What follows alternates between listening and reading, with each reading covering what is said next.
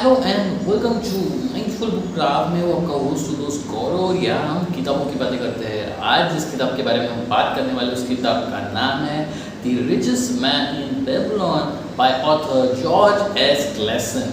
अब ये बुक 1926 में पब्लिश हुई थी और इराक में जो बेबीलोन नामक सिटी है उसके बारे में ये किताब है। इस किताब में जो किरदार है आर्कर, वो अपनी शुरुआती दिनों में बहुत ही गरीब थे। उन्होंने स्ट्रगल किया और अपनी स्ट्रगल के बलबूते पर एक बहुत बड़ा एम्पायर खड़ा किया। तो ये किताब है उनके बताए गए कुछ लेसन्स की। तो इस किताब के वैल्यूबल लेसन्स को हम शुरू करते हैं। Number 1, start the pursuit with fattening. यहाँ पे ऑथर कहना चाह रहे हैं कि आप मेहनत करते हो, मेहनत से खून पसीने से जो कमाई करते हो उसको आपको सेविंग्स भी करना चाहिए। अब इसके लिए उन्होंने एक रूल बताया है ऑथर ने कि जो भी इनकम है उसका 10% आप सेविंग्स के लिए रखें, फ्यूचर इन्वेस्टमेंट में आपको काम ही आएगी। Number 2, make the gold multiply. अब यहाँ पे ऑथर बुक में से अपने को एक वैल्यूबल लेसन सिखाना चाहते हैं कि पावर ऑफ गोल्ड बहुत होती है।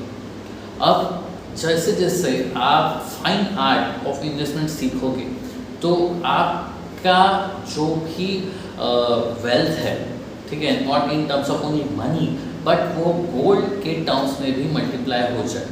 तो वो चीज़ अगर आपको सीखनी है और बेहतरीन तरीके से और कुछ लेसन, फाइन लेसन, की लेसन लेना है तो ये बुक आपके लिए बिल्कुल सही रहेगी।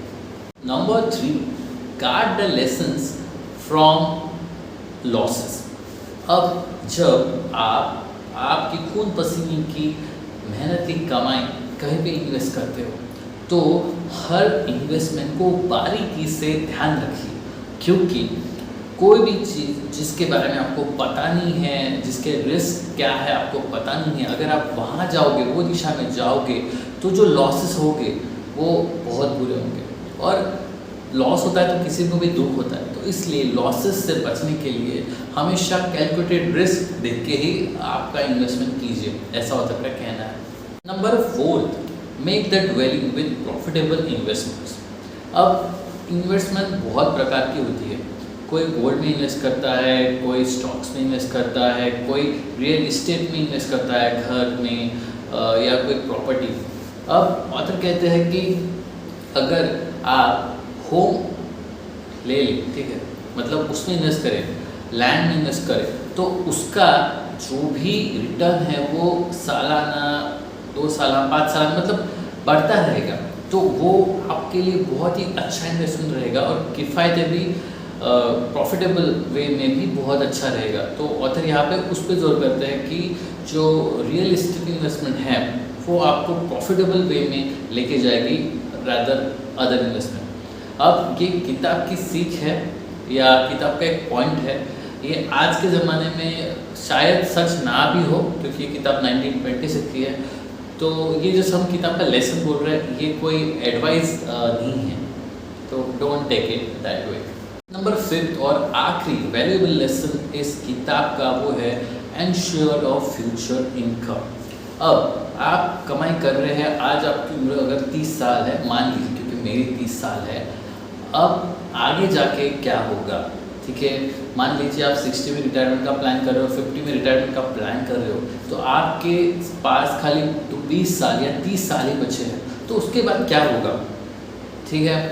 मतलब सबका कुछ ना कुछ प्लानिंग होता है, तो ऑथर उसी पे गौर कराना चाह रहे हैं सबको कि रिटायरमेंट प्लानिंग अभी से आप कीजिए ताकि उस टाइम पे आपको पछताना ना पड़े, क्योंकि you never know the situation at that point, और तब आपके हाथ पैर भी भूलने लगेंगे और आप जो आज कर सकते हो, जो आज जितना दौड़ सकते हो उतना शायद ही उस टाइम पे आप दौड़ सको। तो इसलिए ऑथर कहते हैं कि फ्यूचर की चिंता थोड़ी सी करके एक प्लानिंग कर दीजिए ताकि उस टाइम पे भी लाइफ आपकी स्मूथ रहे।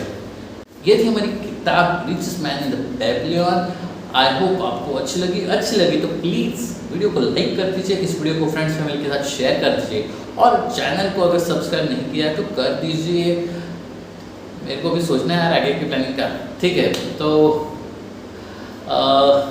मिलते हैं अगली वीडियो में, तब तक के लिए keep learning, keep growing and keep mindcrafting your beautiful life. This is Gaurav now signing of.